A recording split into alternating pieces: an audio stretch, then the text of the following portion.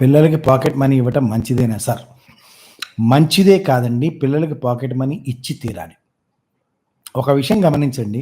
మనం ఇప్పుడు పెద్దయిన తర్వాత నెలకో సంపాదన నెలకో 20,000, 30,000, 40,000, 50,000, లక్ష సంపాదించుకుంటున్న తర్వాత, ఆ తర్వాత మనం ఆ నెలకి ఎలా సర్దుకోవాలి, ఎలా బడ్జెట్ చేయాలి, ఎలా ఖర్చు పెట్టాలి, ఎలా సేవ్ చేసుకోవాలి, ఎలా ఏం చేసుకోవాలి అనే విషయాలన్నీ గూడా మనం ఇప్పుడు మొదలుపెట్టాలి నేర్చుకోవడం. ఇప్పుడు మొదలుపెట్టడం ద్వారా నేర్చుకోవడం, నేర్పించడానికి ఎవరు దగ్గర ఉండరు.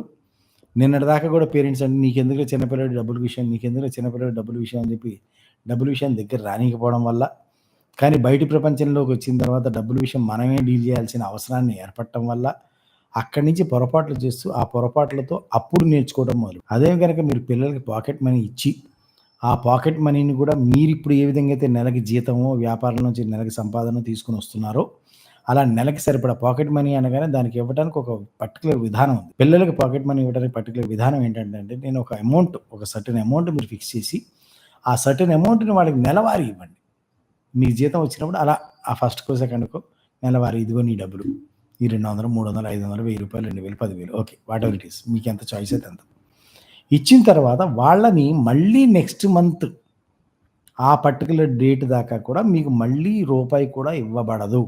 You have to keep it in budget. You have to control. You have to save. You have to do charity whatever it is. అంటే చారిటీ దీంట్లోనే చేయాలి. సేవింగ్ దీంట్లోనే చేయాలి. నీ కోరికలు నువ్వు దీంట్లోనే తీర్చుకోవాలి. నీ యొక్క అవసరాలు దీంట్లోనే తీర్చుకోవాలి. ఏది చేసినా సరే దీంట్లోనే ప్లాన్ చేయాలి అని చెప్పి మీరు స్ట్రిక్ట్‌గా చెప్పి ఇవ్వటం మొదలుపెడితే, మొదటి నెల, రెండో నెల, మూడో నెల, ఐదో నెల, ఆరో నెల మీకు తల ప్రాణం తోక్కొస్తది.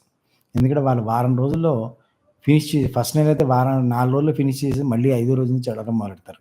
మిమ్మల్నో, మీ ఆవిడనో తెలియదు ఒకళ్ళకి తెలియకుండా ఒకళ్ళనో అడగడం మొదలెడతారు. కానీ మీరిద్దరు అలా స్ట్రిక్ట్‌గా ఉండి కంపల్సరీ నువ్వు నెలంతా గడుపుకోవాలంటే, రెండో నెలకొచ్చేసరికి ఒక 10 రోజులకి అడుగుతారు.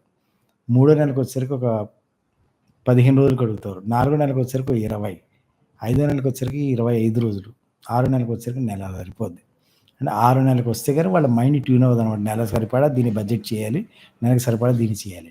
అలా చేయటం గనక మనం పాకెట్ మనీ ఇచ్చి నేర్పించగలిగితే, అటువంటి పిల్లలు రేపొద్దున బయట సమాజంలోకెళ్ళి ఒక ఉద్యోగం చేసి జీతం తెచ్చుకున్నా, ఒక వ్యాపారం చేసి డబ్బులు తెచ్చుకున్నా, వాటిని కుటుంబ అవసరాలకి ఏ విధంగా నెలకి సరిపడా ఏ విధంగా సర్దాలి, నెలకి సరిపడా ఏ విధంగా బడ్జెట్ చేయాలి, నెలకి సరిపడా ఏ విధంగా స్పెండ్ చేయాలి, ఏ విధంగా ఫ్యూచర్‌కి సేవ్ చేయాలి అనే విషయాలన్నీ కూడా మీరు చెప్పే కంటే కూడా వాళ్ళకి చాలా బాగా వాళ్ళకే అర్థమవుతాయి.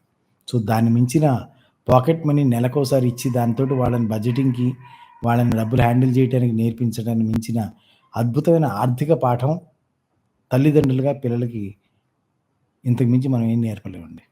ఇంతకు మించి మీరేం నేర్పలేరు అంతే. That is the ultimate. అది గనక మీరు కరెక్ట్‌గా నేర్పించగలిగితే పిల్లలు మీ దగ్గర నుంచి రూపాయి ఆస్తి ఆశించరు.